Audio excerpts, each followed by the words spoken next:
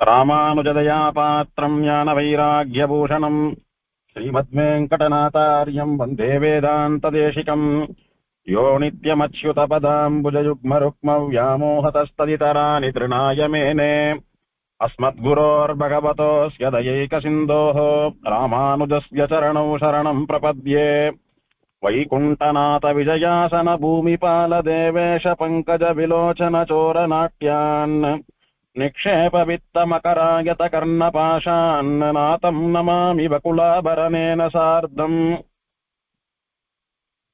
108 திவ்யதேச வைபவங்கள்ல பாண்டிய நாட்டு திருப்பதிகளில் ஆழ்வார் நவதிருப்பதிகளில் ஒன்றான திருப்புலிங்குடியினுடைய திவதேசத்தில் சுவாமி நம்மாழ்வாருடையதான திருவாய்மொழி அனுபவத்தை தொடர்ந்து 3வது நாளாக அனுபவித்துக் கொண்டு வருகிறோம். நேற்றைய நாள் வரைக்கும் 6 பாசுரங்களுக்கு அனுபவம் பார்த்தோம். தற்போது திருப்புலிங்குடி பதிகமான திருவாய்மொழியில் 7வது பாசுரம். நேற்றைய பாசுரத்தில் எம்பெருமானை ஆழ்வார் காய்சின வேந்தே எம் இடர்கடிவானே அப்படின்னு மூலவரையும் உற்சவரையும் மங்களாசாசனம் பண்ணி அனுபவித்திருக்கிறார் அப்படின்னு பார்த்தோம். அதை தொடர்ந்து இந்த திருவாய்மொழியில ஒரு பாசுரமும் எந்த வார்த்தையில முடியறதோ அதே வார்த்தையில அடுத்த பாசுரம் தொடங்குறதுன்னு சொல்லும்படியான ஒரு அற்புதமான சைலி இருக்கிறத பார்க்க முடியறது. அதுக்குதான் அந்தாதின்னு பேரு. ஆனா விசேஷித்து இந்த பாசுரத்துல எம்பெருமான் திருநாமத்தை சொல்லி முடித்தார். எம் இடர் கடிவானே அப்படின்னு, எம் இடர் கடிவான் அப்படின்னு பெருமாள் திருநாமத்தை சொல்லி முடித்தார். அந்த திருநாமத்தினாலே பெருமாள் பண்ணக்கூடியதான காரியத்தை வர்ணிக்க ஆரம்பிக்கிறார் இந்த பாசுரத்திலே. கிட்டத்தட்ட அதே வார்த்தை எம் இடர் கடிவானேன்னு முடிச்சார். எம் இடர் கடிந்து இங்கு என்னை ஆழ்வானே அப்படின்னு ஆரம்பிக்கிறார். ரெண்டும் ஒரே அர்த்தம் தான். அதுக்கு இதுக்கு என்ன வித்தியாசம்? இல்ல அதை காட்டிலும் இங்க என்ன அனுபவம் அப்படின்னா, அங்கு பெருமாள் ஆழ்வாருடையதான கஷ்டத்தை தீர்க்கிறதுன்னு சொல்லக்கூடிய அனுஷ்ட நிவர்த்தியோட நிக்கிறது. இங்கே அனுஷ்ட நிவர்த்திக்கு மேலே பண்ணக்கூடியதான இஷ்ட பிராப்தி அப்படின்னு சொல்லி ஆழ்வார் என்ன ஆசைப்படுறாரோ அதையும் பெருமாள் தரக்கூடியதான விஷயம் இங்கே பேசப்படுகிறது.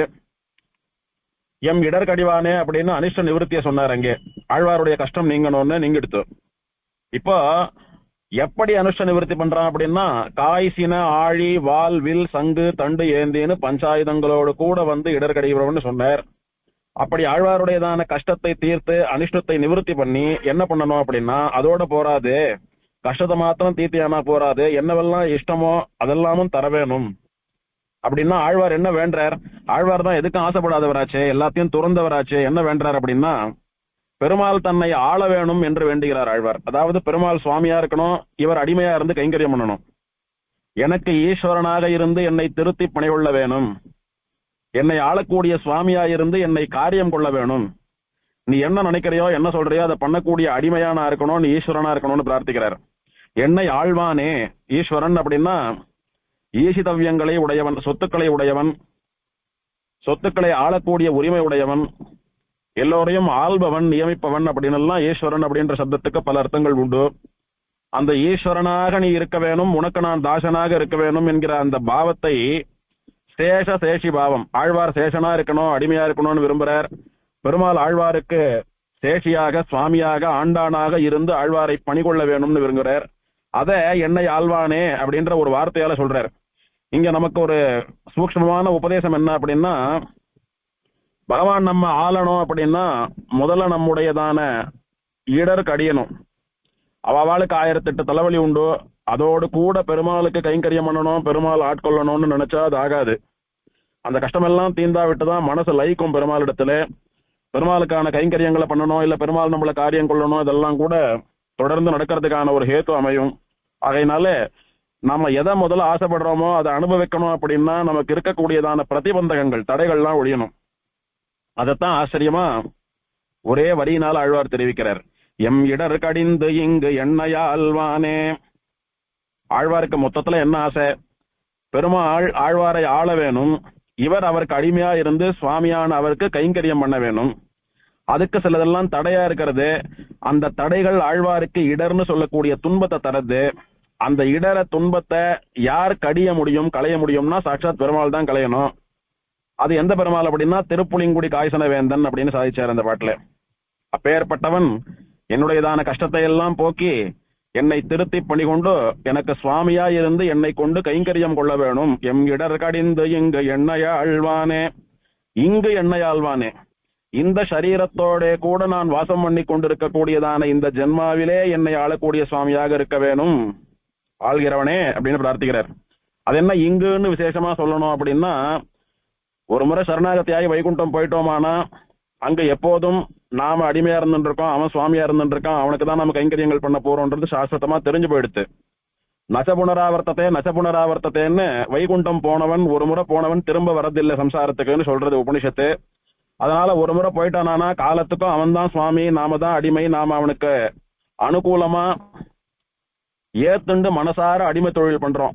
ஐயோ இங்க வைகுண்டத்துல இவனண்ட மாட்டின்றோமே அப்படின்றதான ஒரு பொறுமல் எல்லாம் இல்லாமல் ஆசையோடைய கூட ஏத்துண்டு பண்ணக்கூடியதான கைங்கரியம். அங்கே நான் ஒரு முறை வைகுண்டத்துக்கு உன் திருவடிக்கு வந்துட்டேனானா நீ காலாகாலத்துக்கும் அந்த வைகுண்டம் உள்ள வரைக்கும் என்னைக்கும் என்ன நீ காரியம் கொள்ள போற, என்ன ஆள போறேன், நான் உன்னை அனுபவிச்சுட்டு இருக்க போறேன்.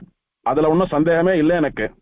என்னைக்கு நான் அகலபில்லையா நிறையம் என்ன அலர்மேல் மங்கையோட மாறுபான்னு உன்னிடத்துல சரணாகதி பண்ணிட்டேனோ, என்னைக்கு நீ எனக்கு வைகுண்டம் தரதுன்னு தீர்மானம் பண்ணிட்டையோ, அதுல இருந்து நான் வைகுண்டம் கடைசி வரைக்கும் உனக்கு கைங்கரியம் பண்ணணும், நீ என்ன ஆளணும். அது நிச்சயமா போயிடுத்து. ஆழ்வாருடையதான சரீரம் விட்டு ஆழ்வாருடைய ஆத்மா புறப்பட்டு அங்க போறது, பெருமாள் காரியம் கொள்ள போறார், ஆள போறார். அது மட்டும் பத்தாதான், இங்க இந்த சரீரத்தோடு இருக்கும் போதும் கூட நீ என்னை ஆள வேணும். சுவாமி சரணாகத்தின்னு ஒண்ணு பண்ணிட்டா அவ என்னைக்கு போறாளோ அன்னைக்கு மோட்சம் கிடைக்கிறது.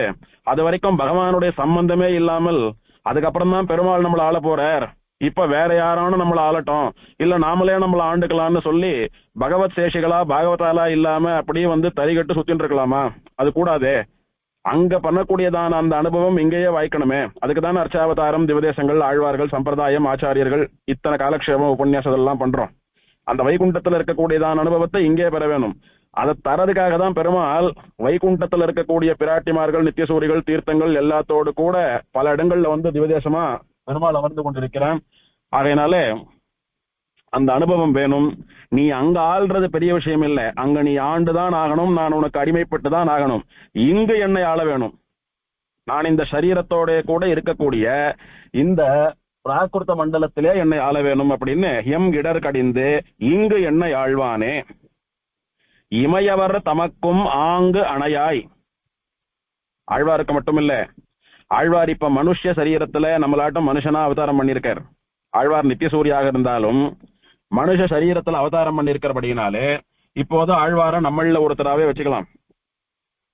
ஆக மனுஷாலா மனுஷ சரீரத்துல இருக்கிற ஆழ்வார் முதற்கொண்டு இருக்கக்கூடிய நமக்கு மட்டுமல்ல, இமையவர் தமக்கும் ஆங்கு அணையாய் அப்படின்னா, இங்க எப்படி என்னுடைய கஷ்டங்களை எல்லாம் தீர்த்து எனக்கு இஷ்ட பிராப்திகளை எல்லாம் கொடுத்தோ என்னை ஆள்கிறாயோ, அதே போல இமையவர்கள் அப்படின்னு சொல்லக்கூடிய கண்ணை இமைக்காதவர்களான தேவர்களுக்கும் கூட அவர்களுடைய லோகத்திலே அவளுடையதான கஷ்டத்தை தீர்த்து வைத்து அவர்களையும் பணிகொள்ளக்கூடியவனே. இப்ப இந்திரன், அக்னி, வாயு, வருணன், ருத்ரன், பிரம்மான்னு எல்லா தேவர்களும் யாருக்கு அடிமையா இருந்துருக்கா? சர்வேஸ்வரனான ஸ்ரீமன் நாராயணனுக்கு மட்டுமே அடிமையா இருந்துருக்கா.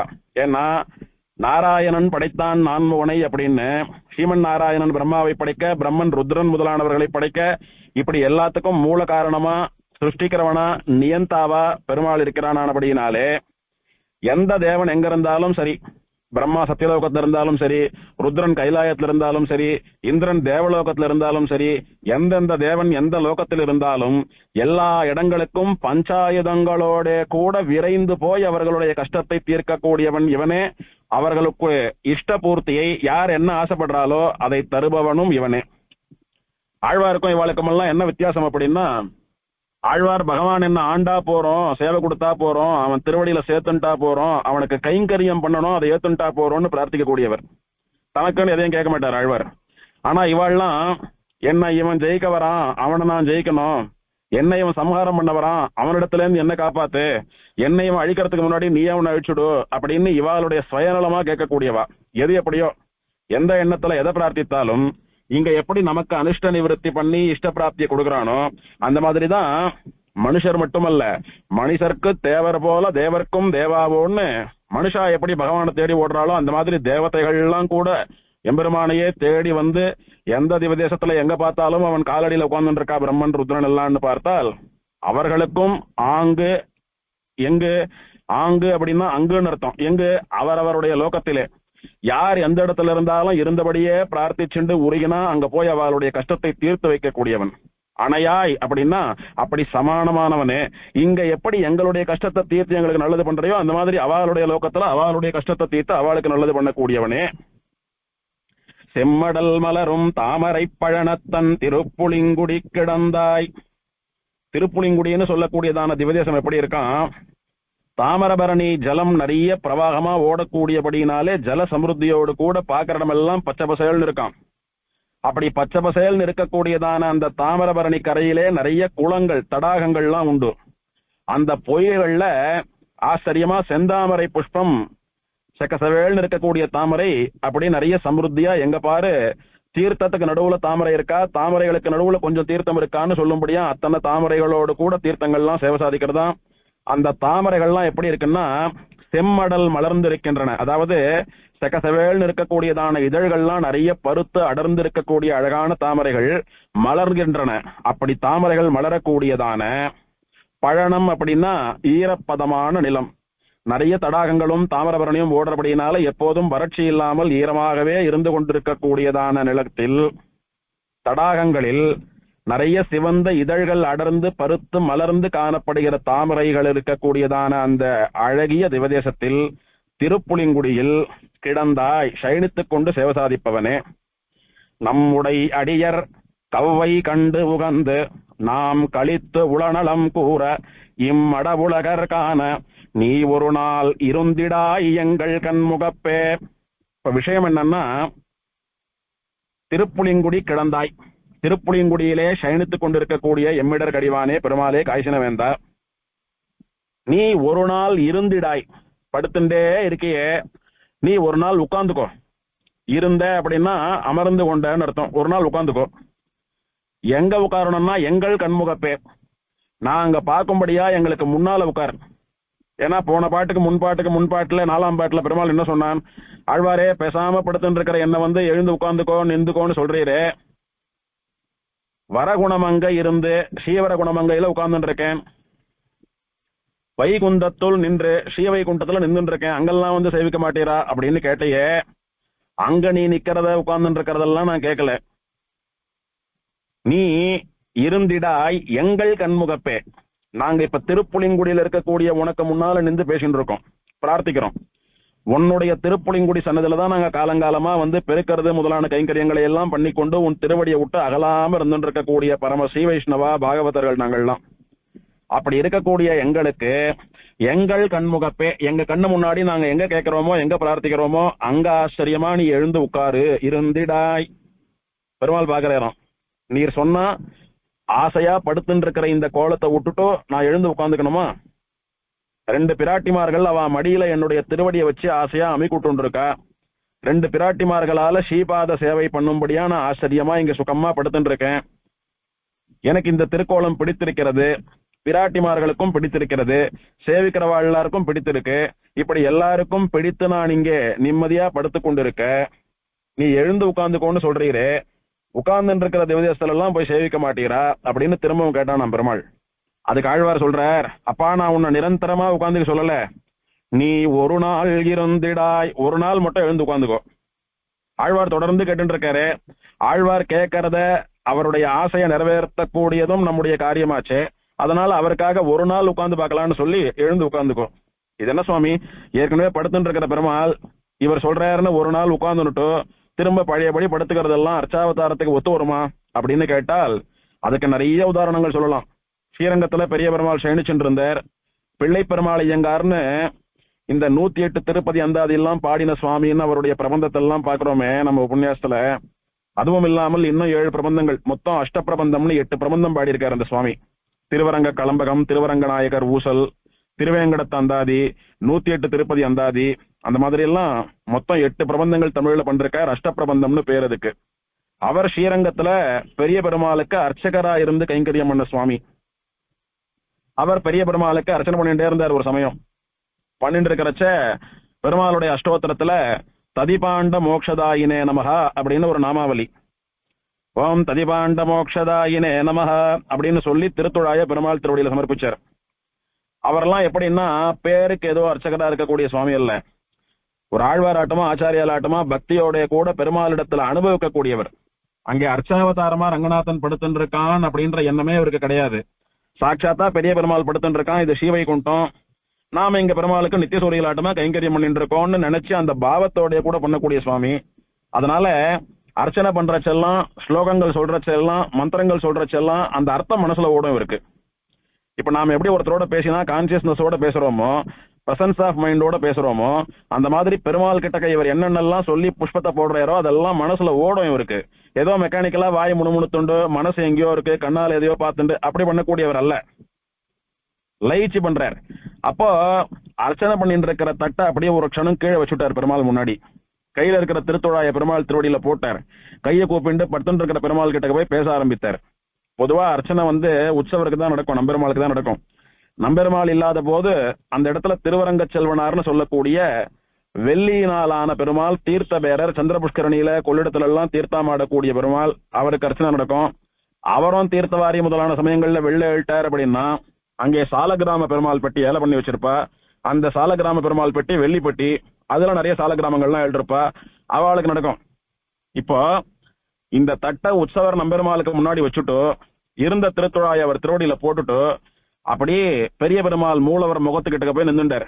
நின்றுட்டு அப்பா எனக்கு மோட்சம் கூட என்னார். பெருமாள் என்ன பண்ணார், அப்படி சிரிச்சுட்டே படுத்துட்டே பேசுறாரு இவரோட, பிள்ளை பெருமாள் ஐயங்காரோட. அது என்ன இன்னைக்கு மோட்சத்துல அப்படி ஒரு ருச்சி உமக்கு, தினம் தான் பல காலமா வருஷ கணக்குல டீகேட்ஸ் தான் இந்த கைங்கரியம் பண்ணிட்டு இருக்கீர், இன்னைக்கு திடீர்னு தட்டை வச்சுட்டு பாதியில அஷ்டோத்திரத்தை நிறுத்திட்டு அங்க அர்ச்சனை பண்றதுக்காக காத்துட்டு இருக்கிற சேவார்த்தி காத்துட்டு இருக்கா, அர்ச்சனை இன்னும் முடியல, ஹாரதி பண்ணணும், அதெல்லாம் விட்டுட்டு நீ என்னமோ இன்னைக்கு மோட்சம் கொடுன்னு கேட்கறீரே, என்ன காரணம், அப்படி என்ன மோட்சத்துல இன்னைக்கு ருச்சின்னு கேட்டான் பெருமாள். இல்ல ததிபாண்ட மோட்சதாயினே நமகான்னு ததிபாண்டனுடைய பானைக்கு மோட்சம் கொடுத்த அப்படின்னு சொல்லிருக்கே, ததிபாண்டனுக்கு மோட்சம் கொடுத்தேன்னு சொல்லிருக்கே, ததிபாண்டனுக்கே மோட்சம் தரச்சே எனக்கு தரக்கூடாதா? ததிபாண்டன் யாரு? அவன் ஆய்ப்பாடியிலே தயிர் பானையை வைத்துக்கொண்டு பானையில தயிரை சுமந்து கொண்டு அப்படி தெரு மேல தெரிஞ்சு வியாபாரம் பண்ணிட்டு அதனால வயிற்று பழப்பு நடத்தக்கூடிய ஒரு யாதவன். அவன் என்ன உன்னிடத்துல பக்தியா இருந்தானா, சரணாகதி பண்ணானா, என்ன பண்ணான்? ஒண்ணும் கிடையாது. அவன் தயிர் பானையை வச்சுட்டு வியாபாரம் பண்ணிட்டு இருந்தான். சம்பந்தமே இல்லாம அவன் ஆத்துக்கு போய் அவனுக்கு நீ மோட்சம் கொடுத்தியோன்னு? அப்படி இருக்கிறச்ச நான் ஒரு ஸ்ரீ வைஷ்ணவன், எனக்கு கொடுக்கறதுக்கு என்ன அப்படின்னாரு இவர். உடனே பெருமாள் கோவம் வந்துடுத்தான்.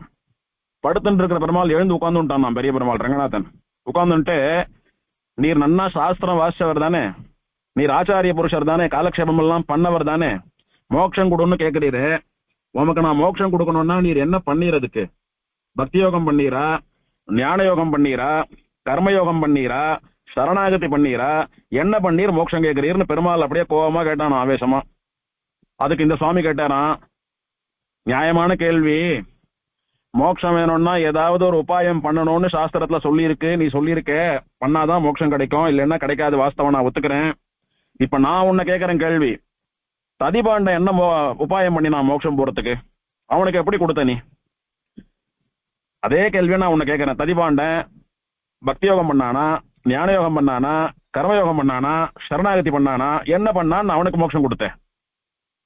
சரி ததிபாண்டனை விட்டுடு, அவனாவது ஒரு ஜீவன், ஒரு ஜீவாத்மா, ஆனா அவனுடைய பானைக்கு நீ மோட்சம் கொடுத்தாயே, ததிபாண்டனுக்கு மோட்சம் கொடுத்தது மட்டும் இல்லாமல் அவனுடையதான பானைன்னு சொல்லக்கூடிய ததி பாண்டத்துக்கும் நீ மோட்சம் கொடுத்தாயே, அது அச்சேதன வஸ்துவாச்சே, உயிர் கிடையாதே, ஒரு ஜட பொருளாச்சே, அதுக்கு நீ மோட்சம் கொடுக்கறையே, இவனாவது வாயை திறந்து என்னைக்காவது ஒரு நாள் கண்ணா அப்படின்னு விளையாட்டுக்கான உன்னை கூட்டிருப்பான், உன் பேரை சொல்லியிருப்பான், அவனுக்காவது என்னைக்காவது பேர் சொன்னதை உபாயமா வச்சுட்டு அனுகிரகம் பண்ணேன்னு கூட நான் மனசை தேத்திக்கிறேன். இந்த பானை என்ன பண்ணித்து அதுக்கு நீ மோட்சம் கொடுத்தேன்னு பெருமாள் கேட்டார். உடனே பெருமாள் என்ன பண்ணார், என்ன இது இப்படி மடக்கி கேள்வி கேட்டுட்டாரே இவருக்கு ஒன்னும் பதில் சொல்ல முடியாம இருக்கோமேன்னு சொல்லி பெருமாள் அதிர்ச்சியில திரும்பவும் பழையபடி படுத்துட்டானாம் பெருமாள். ஆக சயனிச்சென்றிருந்த பெருமாள் இவருக்காக எழுந்து உட்கார்ந்ததும் இவர் பேசினதும் படுத்துட்டதும் இதெல்லாம் நாம குரு பரம்பரை வாயிலாக கேள்விப்படக்கூடியதான விஷயங்கள்.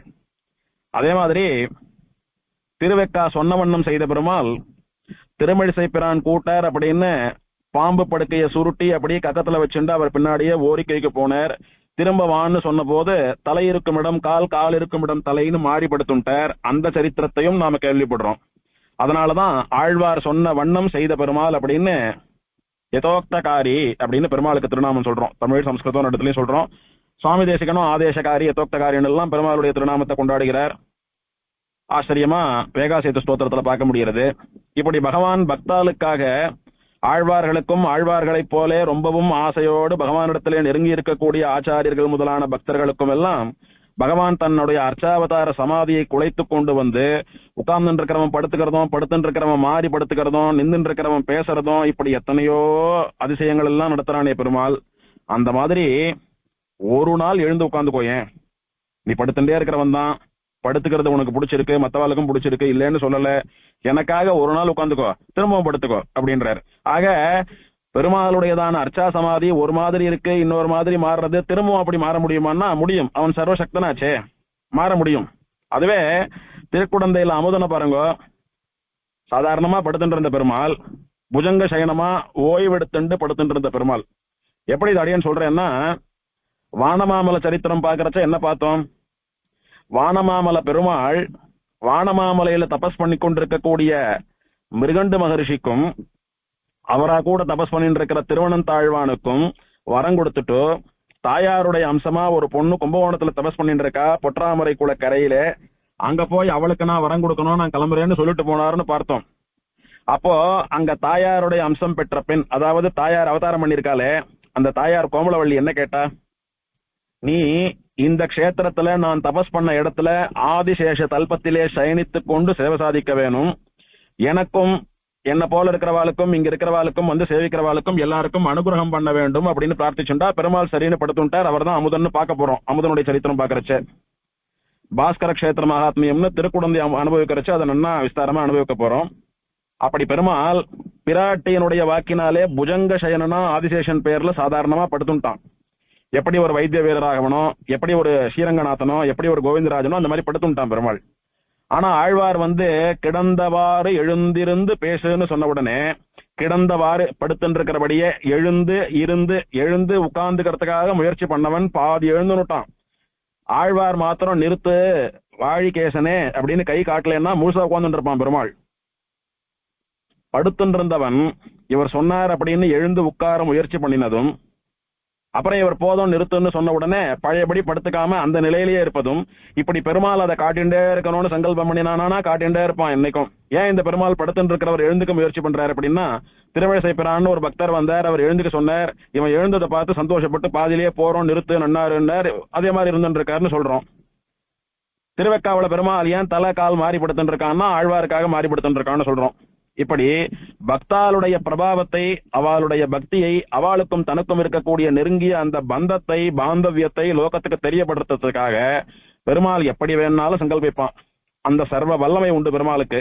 அப்பேற்பட்ட சர்வேஸ்வரனாக இருக்கக்கூடிய நீ என்னை ஆழ்வாய், எனக்கு ஈஸ்வரனே, எல்லோருக்கும் ஈஸ்வரனாக இருக்கக்கூடிய சர்வ சுவாமியே, ஒரு நாள் எழுந்து உட்கார்ந்துக்கோ, ஒரு நாள் இருந்திடாய் எங்கள் கண்முகப்பே. இப்ப பெருமாள் கேட்கிறாரு ஆழ்வார உரிமையோட, அது என்ன சுவாமி, நீர் எப்படியெல்லாம் ஆசைப்படுறீரோ அப்படியெல்லாம் நான் மாறணும், நீர் என்ன சொல்றீரோ அதை நான் கேட்கணும். உம்மை ஒருத்தருக்காக நான் படுத்துட்டு இருக்கிறவன் எழுந்து உட்காரவா? அப்போ உனக்கு சுயநலமான்னு கேட்கிறாராம் பெருமாள். வம்பிழுக்கிறது இதெல்லாம் ஆழ்வார. அப்படி ஏதானும் வந்து வாயை புடுங்குறாப்புல கேள்வி கேட்டாதான் ஆழ்வார் வந்து இன்னும் உருகி பாடுவார். அப்படி பேசி பேசி பேசி பேசி 7 பாசுரம் வாங்கி எடுத்து இன்னும் கொஞ்ச நேரம் இழுத்தடிச்சோமானா ஒரு பதிகம் பூர்த்தி ஆயிடுமோ இல்லையோ. அதனால பெருமாளுடையதான லீலை இதெல்லாம். உடனே பெருமாள் வந்து உமக்காக நான் உட்காரட்டுமா அப்படின்னு கேட்டாராம். இல்ல, எப்பவுமே ஆழ்வார்கள் சுயநலமா எதையும் பிரார்த்திக்க மாட்டோம், அதுவும் நான் கேட்க மாட்டேன். என்ன பிரார்த்திக்கிறேன்னா, இம்மடபுலகற்கான ஆழ்வாராவது ஸ்ரீமன் நாராயணன் தான் பரம்பொருள், அவன் தான் லோகத்தை சிருஷ்டித்தவன், காப்பாற்றவன், மோட்சம் தரக்கூடிய சக்தி படைத்த ஒரே ஒரு தன்னு தெரிஞ்சுண்டு மகா ஞானியா, மகா யோகியா, மகாபக்தரா இருந்துண்டு பகவானிடத்துல சரணாகதி பண்ணிட்டு இருக்கார், பக்தி பண்ணிட்டு இருக்கார், பரபக்தி பண்ணிட்டு இருக்கார். அவர் பெருமாளை எழுந்து உட்கார சொல்றதும், அதை கேட்டு பெருமாள் எழுந்து உட்கார்றதும் இதெல்லாம் பெரிய விஷயம் இல்ல. இது என் கண்ணுக்கு மட்டும் தெரியக்கூடாது. அப்படி என் கண்ணுக்கு மட்டும் தெரியறாப்புல நீ எழுந்து உட்காருன்னு நான் பிரார்த்திச்சு நீ உட்கார்ந்தியானா அது சுயநலம். இந்த ஆழ்வார் பேர் நிம்மதியா படுத்துட்டு இருக்கிற பெருமாளை தூங்க விட மாட்டேன்றார், எழுந்து உட்கார சொல்றார் அப்படின்னு சொல்லுவா, சுயநலம் அது. இம்மடபுலகற்கான என்ன மாதிரி பக்தி இல்ல இந்த ஜனங்களுக்கு, என்னாட்டமா சரணாகதி பண்ணவா இல்லை இந்த ஜனங்கள், என்னாட்டமா ஒன்னால மயர்வர மதிநலம் அருள பெற்றவா இல்லை இந்த ஜனங்கள், நம்ம ஆழ்வார்னு சொல்லும்படியா பிரபன்ன ஜன சந்தான கூட்டஸ்தரா இருக்கக்கூடிய ஜனங்கள் அல்ல, மட உலகர் முட்டாள் ஜனங்கோ, பக்தி இல்லாத ஜனங்கள், ஞானம் இல்லாத ஜனங்கள், சரணாகதி பண்ணாத ஜனங்கள், நீயே பரதத்துவம்னு தெரிந்து கொள்ளாத ஜனங்கள், யார் எதை சொன்னாலும் யார் எதை காட்டினாலும் பரதத்துவம்னு நம்பக்கூடிய மூட ஜனங்கள், அப்பேற்பட்ட ஜனங்கள் நிறைந்த இந்த உலகம், அந்த உலகத்திலே இருக்கக்கூடிய மூடர்களான ஜனங்கள் அவர்களும் காணும்படியாக நீ ஒரு நாள் உட்கார். அந்த காலத்துல ரிஷிகள் தேவதைகள்லாம் யாகம் பண்ணாலானா அந்த யாகத்துக்கு பெருமாள் வருவார், அல்லது தபஸ் பண்ணாலானா அந்த தபஸுக்கு வரம் கொடுக்கறதுக்கு பெருமாள் வருவார். வரச்ச அந்த யாகசாலையிலயோ தபஸ் பண்ற இடத்துலயோ யாரெல்லாம் இருக்காளோ அவள்லாம் பெருமாளை சேவிக்கலாம். நாம திருவேங்கடமுடியான அனுபவிக்கிறச்ச எத்தனை முறை பார்த்தோம், திருவேங்கடமுடியான நேர சேவிக்கணும்னு பிரம்மா, சுகபிரம்ம ரிஷி, தசரதன், சங்க மகாராஜா, இப்படி எத்தனை பேர் திருமலையில தபஸ் பண்ணினா. சுப்பிரமணியன் தபஸ் பண்ணினா, ருத்ரன் தபஸ் பண்ணினா, தும்புரு தபஸ் பண்ணினா, மாதவன் ஒரு பிராமணன் தபஸ் பண்ணினா, நாராயணன் ஒரு பிராமணன் தபஸ் பண்ணினா, பத்மநாபன் ஒரு பிராமணன் தபஸ் பண்ணினா, விஸ்வக்சேனர் தபஸ் பண்ணினர். இப்படி எத்தனை பேர் தபஸ் பண்ண போதும் பெருமாள் வரார் அப்படின்னா 2-3 நாளைக்கு முன்னாலேயே பெருமாள் வரக்கூடிய அடையாளங்கள்லாம் மலையில தோணும். அதாவது மலை முழுக்க ஏசி போட்டா மாதிரி சில்லுன்னு ஐஸ் கட்டி மாதிரி பொழியும். மலை முழுக்க நல்ல வாசனையான புஷ்பங்கள் வீசக்கூடிய சென்ட் வாசனை போல கமகமான்னு இருக்கும். மலை முழுக்க ஒரு தெய்வீகமான ஒளி தெரியும். செடிகள் எல்லாம் நிறைய காய்கள் பழங்கள்லாம் பூத்து காய்த்து பழுத்து தொங்கும். அந்த மாதிரி விசேஷமான அம்சங்கள் எல்லாம் ஏற்படும். அதை வச்சு பெருமாள் எழ போறாருன்னு தெரிஞ்சுட்டு எங்க இருக்கிறவாலும் அந்த இடத்துக்கு வந்து சேர்ந்துருவா. முக்கியமா சுவாமி புஷ்கரணி கரைக்கு வந்து சேர்ந்துருவா. அப்போ பெருமாள் என்னைக்கு அந்த தபஸ் பண்றவாளுக்கோ யாகம் பண்றவாளுக்கோ சேவை கொடுக்குறானோ அப்போது அவளோட கூட சேர்ந்து மத்தவாளும் பெருமாளை சேவிப்பான்னு எத்தனை முறை பார்த்திருக்கோம். அந்த மாதிரி படுத்துன்னு இருக்கிற பெருமாளை எழுப்பி உட்காத்தி வச்சு சேவிக்கணும்னு ஆசைப்படுற நம்மாழ்வார் அந்த பிரார்த்தனையை வைக்கிறச்சே, எப்படியும் நீ வந்து சேவை கொடுத்தியானா யாகமாட்டமா தபசாட்டமா, அப்ப அங்க யாரெல்லாம் இருக்காளோ அவள்லாம் தானே உன்னை சேவிப்பா. அதனால நான் மட்டுமா உன்னை சேவிக்க போறேன், இந்த முட்டாள் ஜனங்களும் தான் சேவிக்க போறது. ஆகையினால எனக்கு மட்டும் இல்ல, நானாவது பக்தி பண்ணி உன்னோட பேசக்கூடிய அளவுக்கு, நான் சொல்றதையெல்லாம் நீ கேட்கக்கூடிய அளவுக்கு ஏதோ உன்னோட நெருங்கிய சம்பந்தத்திலே உறவிலே இருக்கிறேன், என்னை விட்டுடு. இதெல்லாம் எதுவுமே இல்லாமல் இருக்கக்கூடிய முட்டாள் ஜனங்கள் அதெல்லாம் என்னைக்கு உன்னை சேவிக்கிறது, ஏதோ என் சாக்குல சேவிக்கட்டும். அதனால இது சுயநலம் இல்ல, பொதுநலம் தான். நானும் சேவிக்கணும், மத்தவாளும் சேவிக்கணும், ஜனங்களோடு கூட சேர்ந்து நான் சேவிக்கணும். அதனால என் பெருமானே நீ வா, இம்மடபுலகர் காண நீ ஒரு நாள் இருந்திடா எங்கள் கண்முகப்பே அப்படின்னு பிரார்த்திக்கிறார். அதுவும் எப்படி வரணும் தெரியுமா? நம்முடை அடியவர் கவ்வை கண்டு புகந்து நாம் கழித்து உளநலம் கூற, அதுக்காக வரணும். எப்படி வரணும்னு சொல்லிட்டார், எதுக்காக வரணும்னு சொல்றார். நம்முடை அடியர் கவ்வை கண்டு புகந்து நாம் கழித்து உளநலம் கூற. அதாவது நம்மளுடைய பக்தா இருக்காளோ இல்லையோ, அவ தினம் சயன கோலத்துல சேவிச்சுட்டு இருந்த பெருமாளை இன்னைக்கு ஒரு நாள் உட்கார்ந்து இருக்கிற கோலத்துல சேவிக்கிறதுக்கான பாக்கியம் கிடைச்சதே அப்படின்னு சந்தோஷப்பட்டு ஆரவாரம் பண்ணி ஆனந்த கூத்தாடுவா. அவ சந்தோஷப்படுறத பார்த்து நாம சந்தோஷப்படணும். நாம சந்தோஷப்பட்டு அவளுடையதான சந்தோஷத்தை நினைச்சு நாம உருகக்கூடியதான அந்த பந்த பாவம் பரிமாற்றம் ஏற்படணும். அதனால நமக்கும் மனசுல ஒரு ஆனந்தமும் ஒரு ஆரோக்கியமும் ஏற்படணும், அவளுக்கும் மனசுல ஒரு ஆனந்தமும் ஆரோக்கியமும் ஏற்படணும். அப்படி ஒரு பாவத்தோட கூட நீ வா. இது எப்படின்னா, ஸ்ரீரங்கநாதன் பெரிய பெருமாளை வருஷம் முழுக்க ஸ்வர்ண கவச்சத்துல சேவிக்கிறோம். ஆனால் அத்தியனோற்சவ சமயத்துல பெருமாளை முத்தங்கில சேவிக்கிறதுக்கான பாக்கியம் ஏற்படுறதுன்னு வருஷமெல்லாம் ஸ்வர்ண கவச்சத்துல சேவிக்கிற நாமும் முத்தங்கில ஒரு மாட்டியானும் பெருமாளை சேவிக்க மாட்டோமான்னு அந்த அத்தியனோற்சவத்துல அத்தனை கூட்டம் இருந்தாலும் கால் கடுக்க காத்துட்டு இருந்து பெருமாளை சேவிச்சுடுறோமோ இல்லையோ, அந்த மாதிரி தினம் சுவாபாவிகமா சேவை சாதிக்கிற உற்சவர்களை என்னைக்காவது ஒரு நாள் ரத்னாங்கி சாத்திக்கிறார், முத்தங்கி சாத்திக்கிறார், புஷ்பாங்கி சாத்திக்கிறார், நாச்சியார் திருக்கோலம் பண்ணிக்கிறார் அப்படின்னா அந்த கோலத்தை சேவிக்கிறதுக்காக விசேஷமா எத்தனை கூட்டம் இருந்தாலும் காத்துட்டு இருந்து போறோமோ இல்லையோ, அந்த மாதிரி தினம் சயனிச்சுட்டு இருக்கிற பெருமாள் ஒரு நாள் எழுந்து உட்கார்ந்துட்டாரானா அதையெல்லாம் சேவிக்கிறதுக்கு எத்தனை ஜனங்க ஆசையா வருவா. அவெல்லாம் யாரு? நம்முடைய அடியர், நம்முடைய பக்தால் அப்படின்றார். இது என்ன சுவாமி, பகவான் அப்படின்னு சொல்லக்கூடியவன் பெருமாள் தானே, அவனுடைய பக்தர்கள் அப்படின்னா உன்னுடைய அடியர்கான உம்முடைய அடியர்கானன்னு தானே சொல்லணும். இது என்ன ஆழ்வார் நம்முடைய அப்படின்னு இவரையும் சேர்த்துக்கிறாரு. அப்ப ஆழ்வார் தன்னை பகவானுக்கு சமானமா நானும் பகவான்னு சொல்லிக்கிறாரா? அகம் பிரம்மாஸ்மின்னு நானே தெய்வம்னு சொல்லிக்கிறார் ஆழ்வார் அப்படின்னு ஒரு கேள்வி. நம்முடைய அடியர் கவ்வை கண்டு வந்து, கவ்வை அப்படின்னா அவளுடையதான கோலாகலம், அவ அப்படியே ஆனந்தமா ஆரவாரம் பண்ணி கூத்தாடுறது. எங்க பெருமாள் தினம் சயனிச்சுட்டு இருந்த பெருமாள் எங்க ஆழ்வார் கேட்டார்னு எழுந்து உட்கார்ந்து விட்டார், என்ன சந்தோஷமா இருக்கு தெரியுமா எங்களுக்கு அப்படின்னு அவ அப்படியே வந்து ஃபிளையிங் கலர்ஸோட பறக்கிறது. அப்படி ஆச்சரியமான ஒரு ஆனந்தம் அவளுக்கு. அதை பார்த்து உகக்கணுமா யாரு? பெருமாள். இப்போ குழந்தைகளை ஏதானு கேட்டா அவளுக்கு அத்தை பண்ணிட்டோம், அவ அத்தை பார்த்து சந்தோஷப்படுறத பார்த்து பெத்தவா சந்தோஷப்படும்படியா பெருமாள் இவ கேட்டபடி எழுந்து உட்கார்ந்து அமர்ந்த திருக்கோலத்துல சேவை கொடுத்துட்டு அதை பார்த்துட்டு இவ எத்தனை சந்தோஷப்படுறாளோ அந்த சந்தோஷத்தை பார்த்து இவன் சந்தோஷப்படணுமா. அதனால இவன் மனசுல ஒரு ஆனந்தமும் ஆரோக்கியம் வரணுமா. நம்மளை பார்த்து பெருமாள் சந்தோஷப்படுறாரே அப்படின்னு அதை பார்த்து அவ சந்தோஷப்படணுமா. இப்படி மாறி மாறி ஒருத்தருக்காக ஒருத்தர் ஃபீல் பண்ணிட்டே இருக்கணும். அந்த பரிமாற்றம் எல்லாம் நடக்க வேணும். அதுக்காக எழுந்து உட்கார்ந்துக்கோ. இங்கே நம்முடைய அடியர் அப்படின்னு பெருமாளோட தன்னை சேர்த்துட்டார். நாம் கழித்து உளநரம் கூற அப்படின்னு நீயும் நானும் சேர்ந்து சந்தோஷப்படணும்னு சொன்னார். இந்த நாம் கழித்துன்றத கூட பெருமாள் உட்கார்ந்து இருக்கிறத பார்த்து ஆழ்வார் கழிக்கிறார். ஆழ்வார் ஆசைப்பட்டதை பெருமாள் கொடுத்துட்டார், அதனால ஆழ்வார் சந்தோஷப்படுறார் அப்படின்னு அதை பார்த்து பெருமாள் சந்தோஷப்படுறார் அப்படின்னு அது கூட ஓகே சுவாமி, ஏத்துக்கலாம். நாம் உளநலம் கூற நாம் கழிக்க அப்படின்னா நாம ரெண்டு பேரும் சந்தோஷப்படும்படியான்றது கூட புரியுறது. நம்முடைய அடியர்னு தன்னை பகவானோட சேர்த்துக்கிறது எப்படி அப்படின்னா அதுக்கு ரெண்டு விதமான அனுபவங்கள். ஒன்னும் இப்ப நாமெல்லாம் பாரிபாஷிகமா நம்ம ஆண்கள்ல பேசுவோம், ஒருத்தர் இன்னொருத்தரோட பேசுவார். இவருக்கு அவருக்கும் சம்பந்தமே இருக்காது, உறவு கிடையாது, க்ளோஸ் ரிலேஷன் கிடையாது, ஒன்றும் கிடையாது. ஆனாலும் எங்க ஆத்துல என்ன வழக்கம்னா எங்க ஆத்துக்கு சாப்பிட வரீங்களா இப்படின்னு சொல்ற வழக்கம் இல்லை. நாமெல்லாம் நம்ம ஆத்துல இப்படிதான் சுவாமி வழக்கம், நம்ம ஆத்துல இப்படிதான் மாமி வழக்கம், நம்ம ஆத்துல என்னைக்குமே ரெண்டு கரமுது இல்லாம தலையே கிடையாது. அந்த மாதிரி நம்ம வழக்கம் இல்லை, நம்ம ஆத்துலன்னு சொல்லிதான் பேசுவோம் இன்னொருத்தர் ரெண்டு, அது நம்ம பழக்கம். அந்த மாதிரி உம்முடைய அடியர் அப்படின்னு சொல்றதுக்கு மனம் இல்லாமல் பெருமாள் சொல்லும்படியா நம்முடைய அடியர் அப்படின்னு பாரிபாஷிகமா நம்மளாட்டமா சொல்றாரு ஆழ்வார் அப்படின்னு ஆச்சரியமா உத்தமர் சுவாமி சாதிக்கிறார். நம்ம ஆத்து வழக்கம் இல்ல, நம்ம ஆத்து பெரியவா இப்படிதான் சொல்லுவா, நம்ம ஆத்துல இப்படிதான் சாதம் பரிமாறுறது வழக்கம் அப்படின்னு எல்லாம் பேசுறோமோ இல்லையோ, அந்த மாதிரி ஆழ்வார் பெருமாள் இடத்துல பேசுறச்சு நாம் கழித்து நாம் உளநலம் கூற நம்முடைய அடியர் அப்படின்னு பெருமாளோட சேர்த்துக்கிறார். சுவாமி இந்த ஊர் முழுக்க நம்ம உறவுகாராதான் அப்படின்னா என்ன அர்த்தம்? முதல்ல இவராவரமே உறவு கிடையாது. அவர் என்ன சொல்றார்? எங்க உறவுக்காரான்னு சொல்றதுக்கு நம்ம உறவுக்காரான்னு சொல்றார். அந்த மாதிரி உன்னுடைய அடியர் அப்படின்றதுக்கு ஆழ்வார் நம்முடைய அடியர்னு சொல்றாருன்னு ஒரு அனுபவம்.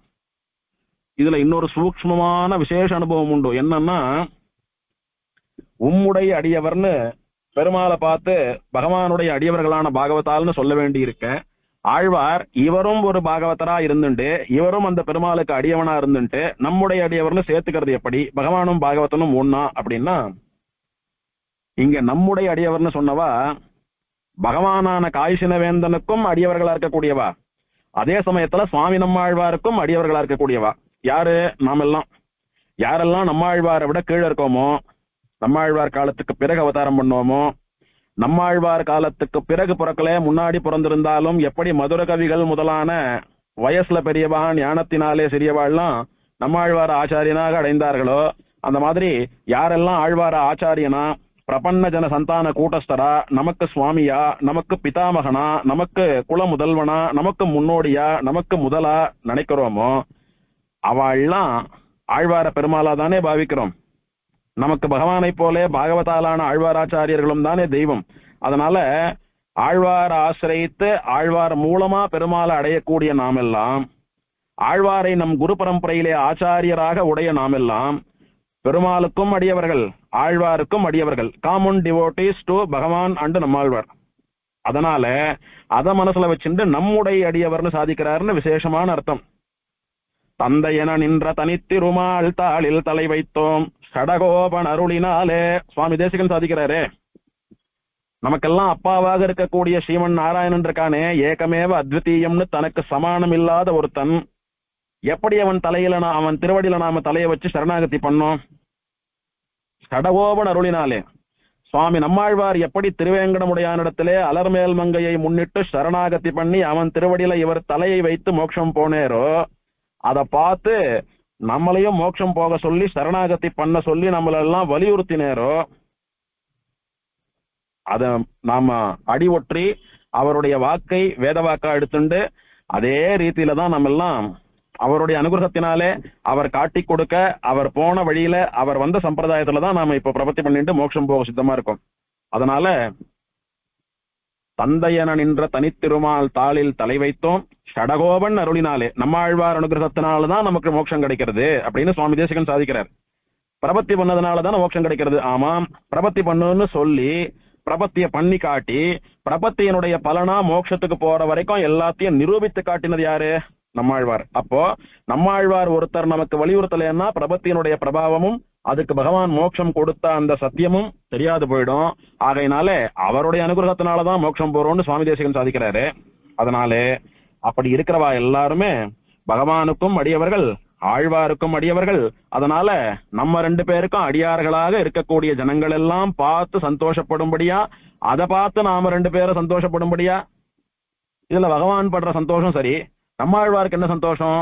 நம்ம சொன்னபடியே இந்த ஜனங்கள்லாம் சரணாகதி பண்ணி மோட்சம் போறதுக்கு சித்தமா காத்துட்டு இருக்காளே, படுத்துட்டு இருந்த பெருமாள் எழுந்து உட்கார்ந்துட்டான்னு இத்தனை சந்தோஷப்படுறாளே, பரவாயில்ல, இவெல்லாம் நல்ல பக்தியோடு கூட சரணாகதி பண்ணி பிரபன்னாலா இருந்துட்டு இருக்கா, நம்மளால இவாளுக்கு மோட்சம் கிடைக்க போறது அப்படின்னு அதை பார்த்து நம்மாழ்வார் சந்தோஷப்படுவாராம். இத வைகுண்டத்துல நடக்கக்கூடிய விஷயமா சொல்லுவா பெரியவா. ஸ்ரீவைகுண்டத்துல பெருமாள் ஸ்ரீ பூமி நீலாதேவிகளோடு எழுந்து இருக்கார். அங்கே பெருமாளுடைய திருவடிகளின் கீழே அப்படி கொலுப்படி ஆட்டமா இருக்கக்கூடியதான அமைப்பில நித்தியசூரிகள், ஆழ்வாராச்சாரியெல்லாம் அப்படி கிரமமா வரிசையா உட்கார்ந்துட்டு இருக்கா. அதுல ஆச்சாரியாலாம் ஒரு வரிசையில இருக்கா. சிஷ்யாலா இருக்கக்கூடிய நாமெல்லாம் எதிர் வரிசையில இருந்து சேவிக்கணும் ஆச்சாரியால. அப்போ ஒருத்தனும் அங்க போனா விட்டு தன்னுடைய ஆச்சாரியனை சேவிப்பனான். சேவிக்கிற போது இந்த சுவாமியினுடைய அனுகிரக விசேஷத்தினாலே தான் நான் இங்க வந்தேன், அதனால இந்த சுவாமிக்கு நன்றி அப்படின்னு அவரிடத்துல ஒரு விசுவாசத்தோட கூட அவர் அப்படியே ஆசையா கைகூப்பி சேவிப்பனான் விழுந்து. அந்த சுவாமி என்னுடைய முயற்சி பலித்தது, நாம் பண்ணி வைத்த பரநியாசம், நாம் பண்ணி வைத்த சரணாகத்தியின் பலனாகத்தான் இந்த பையன் இந்த பொண்ணு இங்க வந்திருக்கா, அதனால எனக்கு சந்தோஷம், நம்மளை பார்த்து அவ சந்தோஷப்படுவாளாம். இது எப்படி ஆச்சாரியனை பார்த்து சிஷ்யன் சந்தோஷப்படுறதும் சிஷ்யனை பார்த்து ஆச்சாரியன் சந்தோஷப்படுறதும் நடக்கிறதோ, அந்த மாதிரி சுவாமி நம்மாழ்வார் இவர் கேட்டுண்டபடி பெருமாள் எழுந்து உட்கார்ந்து அதை பார்த்து சந்தோஷப்படக்கூடிய ஜனங்கள்லாம் இவருக்கு சிஷ்யா. எப்படி இவாள்லாம் வைகுண்டம் வந்தா ஆச்சாரியன் சந்தோஷப்படுறாரோ அந்த மாதிரி இவாள்லாம் பெருமாளை பார்த்து அனுபவிக்கிறத பார்த்து நம்மாழ்வார் சந்தோஷப்படுறார். அதனால பெருமாளோட கூட சேர்ந்துட்டார் இவர். இவா சந்தோஷப்படுறத பார்த்து பெருமாள் மாத்திரம் இல்ல, நம்மாழ்வார சந்தோஷப்படுறார். அதனால நம்முடைய அடியவர் கவ்வை கண்டு உகந்து நாம் கழித்து நம் உளநலம் கூற அப்படின்னு 3 இடத்துல நாம், நம்முடைய, நம் அப்படின்னு சேர்த்திருக்கார். இதுல ஒரு சூக்ஷ்மம் என்னன்னா, நான் இத்தனை ஏங்கி என்னுடைய கஷ்டத்தை நீ தீர்த்து வச்சு நான் சொல்றத கேட்டு சேவை கொடுத்துட்டியானா சரி, அப்படி கொடுக்கலன்னு வச்சுக்கோ, இவாள்லாம் என்ன பண்ணுவா தெரியுமா? யாரு? இந்த மட உலகர் புத்தி இல்லாத இந்த ஜனங்கள் என்ன பண்ணும் தெரியுமா? மொத்தமா வந்து என் முன்னாடி நின்றுட்டு என்ன கேள்வி கேட்கும். ஆழ்வாரே, நீரம் தான் பிறந்ததுல இருந்து தீர்த்தம் சாப்பிடாம பால் சாப்பிடாம அம்மா அப்பாவோட இல்லாம பெருமாள் பெருமாள் பெருமாள் பெருமாள்னு உருகின் இருக்கீர், 4 பிரபந்தம் பாடினீர், ஆயிரக்கணக்கான பாசுரம் பாடினீர், நீர் என்ன கேட்டீர் பெருசா? உம்ம குபேரனாக்க சொன்னீரா, இந்திரனாக்க சொன்னீரா, பிரம்மாவாக்க சொன்னீரா, என்ன கேட்டீர்? நீர் கேட்டது படுத்துன்னு இருக்கிறவன எழுந்து உட்கார்ந்துக்க சொல்லி கேட்டீர். அத்தையே இந்த பெருமாள் பண்ண மாட்டேன்றானே, அதுவும் பிறந்ததுல இருந்து தொடர்ந்து இத்தனை வருஷமா யோகத்திலேயே இருக்கக்கூடிய, உண்ணும் சோறும் பருகும் நீரும் தின்னும் வித்தலையும் எல்லாம் கண்ணனேன்னு சதா சர்வகாலமும் பக்தியிலேயே இருக்கக்கூடிய உமக்கே படுத்துன்னு இருக்கிறவன் எழுந்து உட்கார கூட மாட்டேன்றானே, இதுல எங்களை வேற அவனை நம்பி சரணாகதி பண்ணுன்னு சொல்றீரே, உம்மலாட்டம் நாங்களும் அழவா? இத்தனை பக்தி இருக்கிற உமக்கே நடக்கலையே, எங்களுக்கெல்லாம் நடந்துருமா? சம்சாரிகளான எங்களுக்கெல்லாம் நடந்துருமா? அதனால இதெல்லாம் ஆகாத காரியம். ஒரு நாளும் பெருமாள் நாம சொல்றது கேட்க போறது இல்ல, நமக்கு பண்ண போறது இல்ல, நம்ம கஷ்டத்தை தீர்த்து வைக்க போறது இல்ல. அதனால நீர் எங்களை இந்த மாதிரி எல்லாம் பேசி டைம் வேஸ்ட் பண்ணாதீர், எங்களை திசை திருப்பாதீர் அப்படின்னு சொல்லி சண்டைக்கு வந்துருவா. இந்த ஜனங்கள்லாம் வாதம் பண்ணுவா. இவா கிட்ட நான் மாட்டிண்டு அவளுடைய வாதத்துக்கெல்லாம் நான் பதில் சொல்லிட்டு இருக்க வேண்டியதான ஒரு இக்கட்டுல என்ன தள்ளாதே. அப்படி தள்ளினியானா பாகவதாலாம் உனக்கு அடிமையா இருந்துட்டு உன்னால கஷ்டம் தீர்றா, வேணுன்ற இஷ்டங்களை எல்லாம் உன்னால பூர்த்தி பண்ணிக்கிறான்னு சொல்லக்கூடிய அந்த சத்தியம் பொய்ச்சு போயிடும். அதனால ஒழுங்கா எழுந்து உட்கார்ந்து சேவை கொடுக்கும்படியா உன்னை அன்போடு கூட பிரார்த்திக்கிறேன்னு ஆசையா பெருமாளை பிரார்த்திக்கிறார். இது 7வது பாசுரம். இப்படி நிறைய அனுபவங்கள் உண்டு ஆழ்வார் பாசுரத்துக்கு. வியாக்கியான ரீதியிலும் சேவிக்கலாம், அனுபவமாகவும் சேவிக்கலாம். ஆழ்வார் பாசுரத்துல இல்லாத விஷயங்களே கிடையாது. 8வது பாசுரத்துல எங்கள் கண்முகப்பே உலகர்கள் எல்லாம் இணையடி தொழுதெழுதிரைஞ்சி தங்கள் அன்பாரத் தமது சொல்வலத்தால் தலை சிறந்து பூஷிப்ப திங்கள் சேர்மாடத் திருப்புளிங்குடியாய் திருவை குந்தத்துள்ளாய் தேவா இங்கன்மான் ஞாலத்திதனுளும் ஒரு நாள் இருந்திடாய் வீற்றிடம் கொண்டே. அடுத்த பாட்டுலயும் அதே பிரார்த்தனை. அப்பா தினம் உட்கார வேண்டாம், ஒரு நாள் எழுந்து உட்கார்ந்துக்கோ. ஒரு நாள் இருந்து இடாய், ஒரு நாள் எழுந்து உட்கார்ந்துக்கோ. ஏன் வீற்றிடம் கொண்டே, அமர்ந்த திருக்கோலத்துல உட்கார்ந்துக்கோ. எங்கன்னா இங்கன்மான் ஞாலத்து இதனுளும், இந்த லோகத்திலும் ஒரு நாள் எழுந்து உட்கார்ந்துக்கோன்னு பிரார்த்திக்கிறார். இப்போ போன பாட்டுல என்ன சொன்னார்? நான் வைகுந்தத்துல நின்று இருக்கேன், திருவரகுணமயங்கள உட்கார்ந்துட்டு இருக்கேன் எல்லாம் சொன்னையே, அதெல்லாம் நான் கேட்கல. திருப்புலிங்குடியில எழுந்து உட்கார்ந்துக்கோன்னு கேட்டார். ஆச்சா, இப்ப சொல்றார், நீ வைகுண்டத்திலயும் உட்கார்ந்துட்டு தான் இருக்க. ஆழ்வாரே, நீர் சரணாகதி பண்ணியிருக்கீர், உமக்கு வைகுண்டம் நிச்சயமாயிடுத்து. இந்த சரீரத்தை விட்டு நீர் வைகுண்டம் தான் வரப்போறீர். அங்க எப்போதும் நான் உட்கார்ந்துட்டு தான் உமக்கு சேவை சாதிக்க போறேன். அங்க சேவிச்சுக்கோமே, இங்க நான் பேசாம படுத்துட்டு இருக்கேனே அப்படின்னு ஆழ்வார் வாயை புடுங்குறான் பெருமாள். அதுக்கு ஆழ்வார் சொல்றார், அங்க நிக்கிற அங்க உட்கார்ந்துட்டு இருக்க தெரியும்பா, காலத்துக்கு நான் உட்கார்ந்துட்டபடிதான் உன்னை சேவிக்க போறேன், அது விஷயம் இல்லை. இப்போ இங்கன்மான் ஞாலத்து இதனுடும் ஒரு நாள், இந்த லோகத்திலையும் ஒரு நாள் உட்கார்ந்து சேவை கொடுக்க கூடாதான்றதுதான் என்னுடைய பிரார்த்தனை. அது எப்படி கேட்கிறார்? எங்கள் கண்முகப்பே, நாங்க கண்ணு முன்னால பார்க்கும்படியா. அப்போ வைகுண்டத்துல இல்ல, இந்த லோகத்திலேயே. சரி, இந்த லோகத்துல வேற ஊர்னு திரும்பவும் சொல்லாதே. நான் வரகுணமங்கை ஸ்ரீவைகுண்டம் திவதேசத்துல எல்லாம் கேட்கல, நாங்க இருக்கிற திருப்புலிங்குடியில. எங்கள் கண்முகப்பே, இங்கேயே திருப்புலிங்குடியிலேயே, இந்த லோகத்திலேயே. உலகர்கள் எல்லாம் இணையடி தொழுது எழுது இறைஞ்சி, இந்த லோகத்தில் இருக்கக்கூடிய ஜனங்கள்லாம் உன்னுடைய 2 திருவடிகளையும் கை கூப்பி விழுந்து சேவித்து, உன்னை கெஞ்சி ஸ்தோத்திரம் பண்ணி பாசுரம் பாடி உன்னை சேவித்து, தங்கள் அன்பார அவ மனசார, அவ மனசுல உன் மேல இருக்கக்கூடிய அன்பினாலே பக்தியினாலே தமது சொல்வலத்தால் யாருக்கு எப்படி உன்னை ஸ்தோத்திரம் பண்ண வருமோ அப்படி உன்னை ஸ்தோத்திரம் பண்ணட்டும். வேதாத்தியனம் பண்ணின பிராமணால் எல்லாம் ஜெய விஜய் பவா ஜெய விஜய் பவா அப்படின்னு வேத மந்திரங்களால உன்னை வாழ்த்தட்டும். என்ன போல தமிழ் பாசுரம் பாட தெரிஞ்சவாளெல்லாம் வசந்த தமிழ் வேத பாசுரங்களால உன்னை வாழ்த்தட்டும். பல்லாண்டு பல்லாண்டுன்னு வாழ்த்தட்டும். உன்னை ஸ்தோத்திரம் சொல்ல தெரிஞ்சவாள்லாம் உன்னை ஸ்தோத்திரம் பண்ணி நமஸ்தே தேவதேசேஷ நமஸ்தே பங்கஜலோச்சன அப்படின்னு உன்னை ஸ்தோத்திரம் சொல்லி வாழ்த்தட்டும். எதுவுமே தெரியலையா? காய்ச்சின வேந்தே எம்மிடர் கடிவானே கோவிந்தா கோவிந்தான்னு உன்னுடைய நாமத்தை சொல்லட்டும்.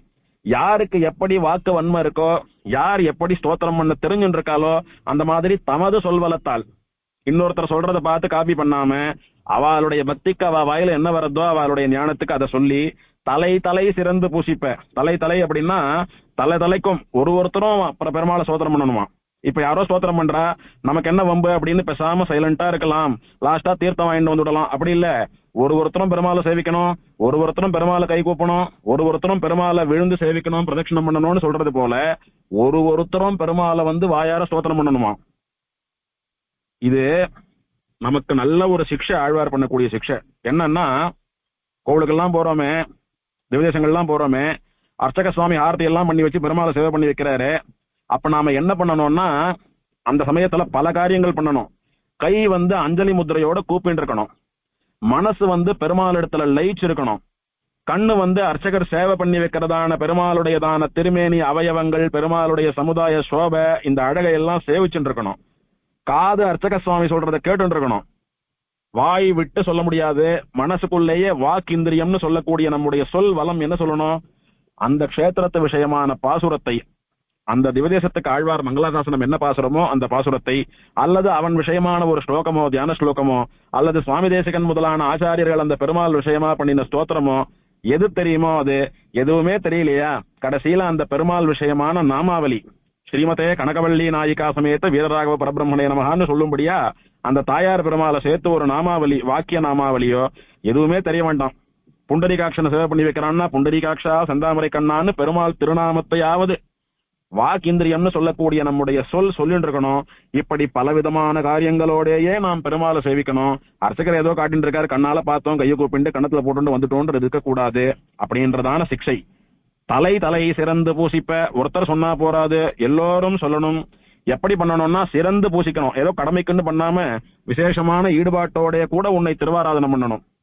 சில பேர் புஷ்பத்தை கொண்டு ஆராதிக்கலாம், சில பேர் துளசியை கொண்டு ஆராதிக்கலாம், சில பேர் பழங்களை கொண்டு ஆராதிக்கலாம், சில பேர் ஜலத்தை கொண்டு ஆராதிக்கலாம். அந்த மாதிரி விசேஷமான பக்தியோட என்ன கிடைக்கிறதோ அதை கொண்டு ஆராதிக்கலாம். இதனால பெருமாளை உபசாரம் இல்லாமல் சேவிக்க கூடாதுன்னு சொல்லக்கூடியதான விஷயம், உபகாரம் இல்லாமல் வெறுங்கையோட போய் சேவிக்க கூடாதுன்னு சொல்லக்கூடிய விஷயம் எல்லாம் கூட நமக்கு இங்கே சொல்லப்படுறது. இதனாலதான் அடியேன்னு சொன்னேன், நிறைய சாஸ்திர விஷயங்கள், நிறைய தர்ம விஷயங்களை எல்லாம் ஆழ்வார் சொல்றாரு இதுல அப்படின்னு. தலை தலை ஒருத்தரும் சிறந்து பூசிப்ப, விசேஷமான ஈடுபாட்டோட கூட உன்னை ஆராதிக்க. இதெல்லாம் பண்ண வேண்டியிருக்கு ஜனங்கள். அவ என்னோட சேர்ந்துட்டு வெறும உன்னை கண்ணால பார்த்தா போறாது, தொழணும் எழணும். அப்படின்னா என்ன? ஸ்ரீவைகுண்ட கத்தியத்துல சுவாமி ராமானுஜர் சாதிக்கிறார், உத்தாய உத்தாய புனః புனః பிரணம்ய.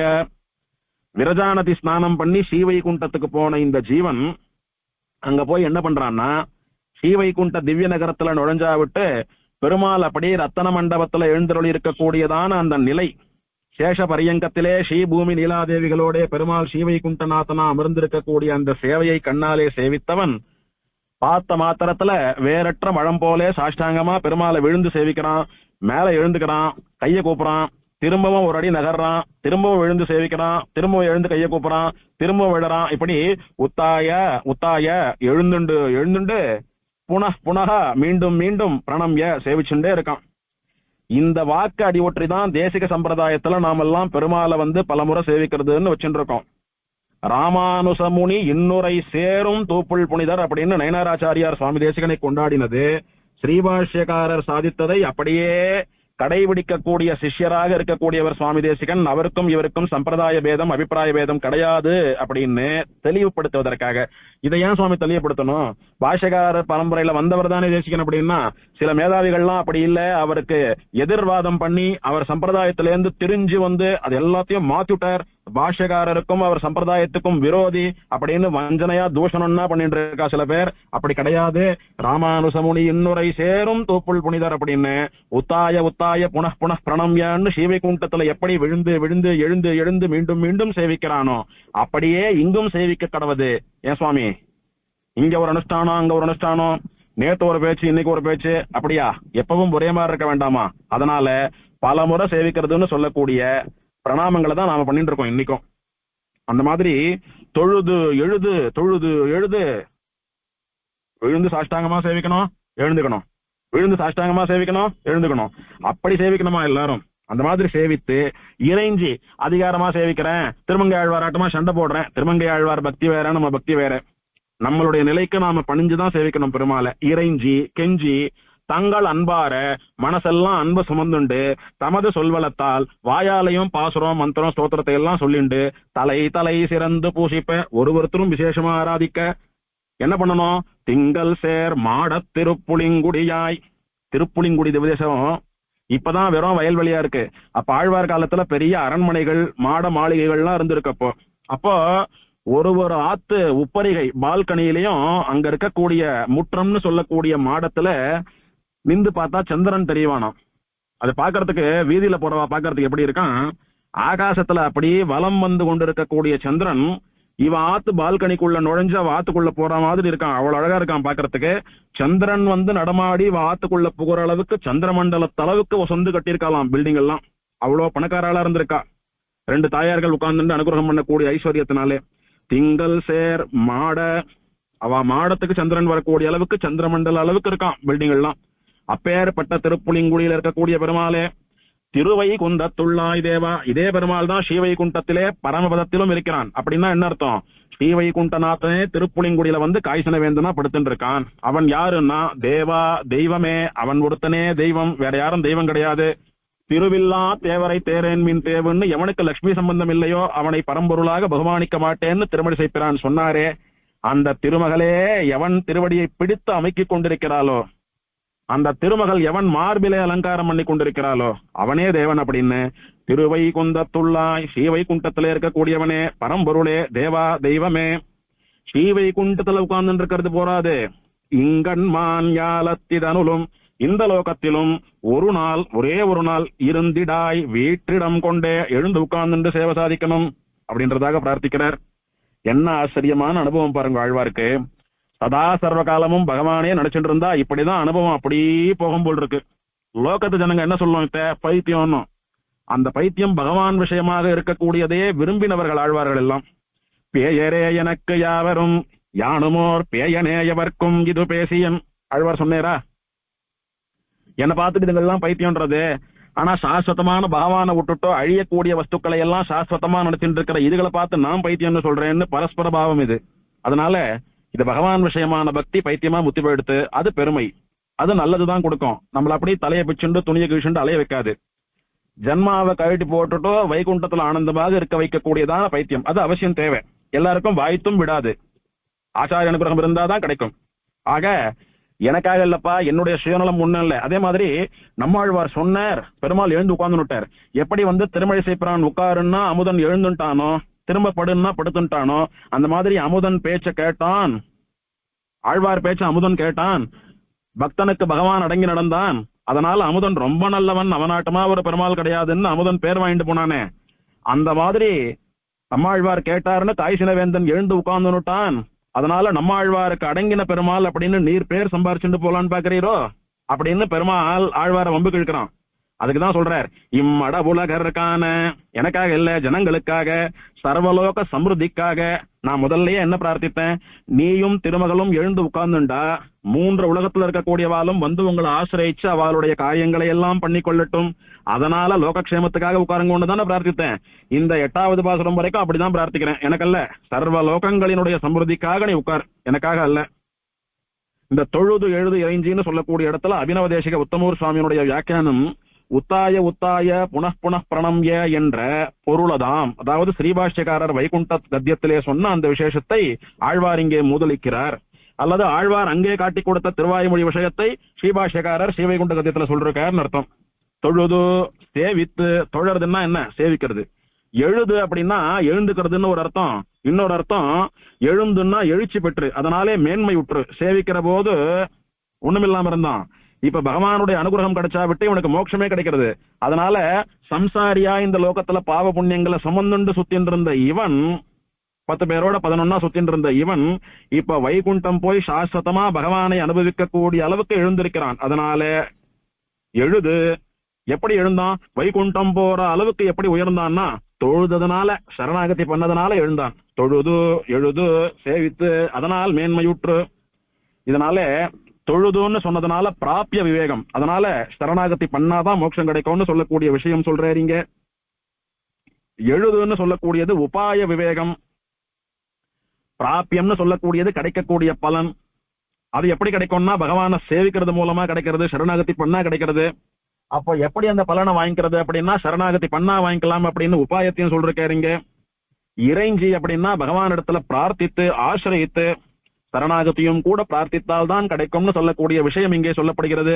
பரநியாச காலத்துல ஆச்சாரியன் என்ன பண்றார், ஏதத் தேகாவசானேமாம் त्वत्पादம் பிராபயஸ்வயம், சேவிச்சுருக்கிற இந்த சிஷ்யன், இந்த ஜீவன், அவன் சரீரம் முடிகிற சமயத்துல உன் திருவடிகளுக்கு சேரணும், அதை நீ அனுகிரகம் பண்ணணும்னு யாச்சகம் தானே, இங்க பிரார்த்தனை தானே. இங்க அதுக்கு பெருமாள் ததாஸ்தூன்னு ஏத்துட்டாதானே மோட்சம் கிடைக்கிறது. அதனால இறைஞ்சி கெஞ்சி பெருமாள் இடத்துல வைக்கக்கூடியதான பிரார்த்தனை சரணாகதியை பகவானை சேவித்து பிரார்த்தித்து பணிவோடைய கூட பண்ண வேண்டும் அப்படின்ற விஷயத்த சொல்றார். இங்க தலை பூசிப்பன்ற வார்த்தை ஒண்ணு இருக்கு. அதுல ஒருத்தரும் பெருமாளை ஸ்தோத்திரம் பண்ணணும், அவளுக்கு தெரிஞ்சபடி ஸ்தோத்திரம் பண்ணணும்னு சொல்றோம் இல்லையோ. இதனால என்ன தெரியுது, அர்ச்சகர் மாத்திரம் ஸ்தோத்திரம் பண்ணா போறாது, ஆச்சாரியன் மாத்திரம் ஸ்தோத்திரம் பண்ணா போறாது, ஆழ்வார் மாத்திரம் ஸ்தோத்திரம் பண்ணா போறாது, ஒருத்தரும் பண்ணணும். இப்படி பண்ணினாலா இதுக்கு ஏதான உதாரணம் உண்டான்னா, ஸ்ரீபாஷ்யக்காரருடைய சிஷ்யால வங்கீபுரத்த நம்பின்னு ஒரு சுவாமி, ஸ்ரீபாஷ்யக்காரருடைய சிஷ்யரும் மருமானுமான முதலியாண்டான் ஒரு சுவாமி. இவா 2 பேரும் நமக்கெல்லாம் நல்லா தெரிஞ்சவாதான். பாஷ்யக்காரர் ஸ்ரீரங்கத்துல இருக்கிறச்ச இவெல்லாம் பாஷ்யக்காரரை சேவிச்சுட்டு காலக்ஷேபம் பண்ணிட்டு பெரிய பெருமாளை சேவிச்சுட்டு ஸ்ரீரங்கத்து வைஷ்ணவால அங்கே இருந்துட்டு இருந்தா. ஒரு முறை நம்பெருமாளுக்கு உரியடி உற்சவம் நடந்துதான். ஸ்ரீ ஜெயந்தி ஆனா விட்டு உரியடி உற்சவம், பாதாள கண்ணன் சன்னதி கிட்டக்க பெருமாள் நம்பெருமாள் அந்த மண்டபத்துல எழுதிருக்கார், உரியடி ஆறுது. அந்த சமயத்துல சாமானிய ஜனங்கள்லாம் இந்த உரி அடிக்கிறத வேடிக்கை பார்த்துட்டு இருக்கோம். யார் அடிக்கிறா, யார் மூஞ்சில தண்ணி அடிக்கிறா, யாருக்கு எப்படி மூச்சு திணறது, மேல இருந்து என்ன உழறது, யார் வழிக்கு எப்படி உழறான்னு அதெல்லாம் வேடிக்கையா பார்த்துட்டு இருக்கக்கூடியது சாமானிய ஜனம். எப்படியானா திருப்பதி திருமலை திருச்சானூர் எல்லாம் வந்தா பெருமாளை புறப்பாட்டுல சேவிக்கிறத விட்டுட்டு யானையை பார்த்துட்டு இருக்காளோ, யானையை வீடியோ எடுக்கிறாளோ, அந்த மாதிரி வச்சுக்கலாம் ஒரு தமாஷா. அந்த மாதிரி ஒன்னும் தெரியாத ஜனங்கள்லாம் அப்படி உருடிய பார்த்துட்டு இருக்கு. பாகவதாலாம் என்ன பண்றா, ஸ்ரீவைஷ்ணவாலாம் என்ன பண்றான்னா பெருமாள் அனுபவிச்சு சேவிக்கிறா. ஏன்னா இப்போ பெருமாள் ஒரு மணி அவகாசம் இங்க அப்படியே எழுதிருக்க போறார், புறப்பாடு நின்று போயிடுத்து, உரியடி ஆனா விட்டுதான் பெருமாள் புறப்படுவார். அதுவும் இல்லாமல் இத்தனை பக்தால பெருமாள் ஒரே சமயத்துல பாக்குறார். அதனால பெருமாளுக்கு சந்தோஷம் இருக்கும். இப்போ அந்த சந்தோஷத்தை பெருமாளுடைய கண்கள்ல நாம சேவிக்கலாம். ஆகையினால 1 மணி நேரம் பெருமாளை ஏகாந்தமா எந்த தொந்தரவும் இல்லாமல் ஒரு இடத்துல நின்று சேவிக்கும்படியான பாக்கியம் கிடைச்சிருக்கு. இப்போ பெரிய பெருமாளோடு கூட கர்ப்ப கிரகத்துல இருக்கிறச்ச நம்பெருமாளை 1 மணி நேரம் நின்று சேவிக்க முடியுமா? அந்த காலமா இருந்தாலும் கூட அதிகபட்சம் ஒரு 10 நிமிஷம் சேவிக்கலாமா இருக்கும். ஆனா இங்க 1 மணி நேரம் சேவிக்க முடியாது, ஏன்னு சேவிச்சுட்டு இருக்கா. அப்போ ஸ்ரீ வைஷ்ணவாலா பிராமணாலா இருக்கிறவாலாம் சுவாமிகள்லாம் ஒரு பக்கம் நின்று சேவிச்சாலாம், இன்னொரு பக்கம் படிப்பறிவில்லாத யாதவ ஜனங்கள் இடைமக்கள் எல்லாம் ஒரு பக்கம் சேவித்தாலாம். அதாவது அந்த காலத்துல மடங்களுக்கு அக்ரஹாரங்களுக்கெல்லாம் பால் சுமந்துண்டு வந்து தயிர் வெண்ணெல்லாம் சுமந்துண்டு வந்து தரக்கூடிய இடையர்கள் ஆய்ச்சியர்கள் அவள்லாம் வந்து ஒரு பக்கம் நின்று சேவிச்சுட்டு இருக்கலாம். இப்ப வங்கிபுரத்தை நம்பின்னு சொல்லக்கூடியவர் பாரத்வாஜ கோத்திரத்தை சேர்ந்த ஆச்சாரிய புருஷர், 74 சிம்மாசனாதிபதிகள் ஒருத்தர். வங்கி வம்சேஸ்வர காரிகை அப்படின்னு நித்திய கிரந்தத்துக்கு துணை நூலாக அனுஷ்டான கிரந்தத்தை எல்லாம் பண்ணினவர். அப்பேற்பட்ட ஆச்சாரியானந்த சுவாமி அவர் எந்த நின்று சேவிப்பாருங்க? முதலையாண்டான் கூறத்தாழ்வான் இந்த மாதிரி ஆச்சாரிய புருஷா இருக்கிற இந்த ஸ்ரீ வைஷ்ணவ கோஷ்டியில தானே சேவிக்கணும். ஆனா அவர் என்ன பண்ணினாராம், பால் தயிர் வெண்ணெய் எல்லாம் விற்கக்கூடிய யாதவர்கள் இடைப்பெண்கள் நடுவுல அவா கோஷ்டியில போய் நின்று சேவிச்சாராம். ஒரு 10 நிமிஷம் சேவிச்சார், 1/2 மணி சேவிச்சார், 1 மணி சேவிச்சார். உரியடி முடிஞ்சா விட்டு ஸ்ரீ வைஷ்ணவ கோஷ்டியோட வந்து கலந்துட்டாராம். அப்ப முதலையாண்டான் கேட்டாராம், சுவாமி நீர் பகவானை போலே பாகவதோத்தமர்களான ஸ்ரீ வைஷ்ணவர்களும் தானே உமக்கு உத்தேசியம். ஆக நம்முடைய ஸ்ரீ வைஷ்ணவ கோஷ்டியில நின்றுண்டு பெருமாளை சேவிக்காம அவளோட போய் நின்றுண்டு பெருமாளை சேவிச்சீரே, அதுக்கு என்ன காரணம் அப்படின்னு வங்கிபுரத்தை நம்பிய முதலையாண்டான் கேட்டாராம்.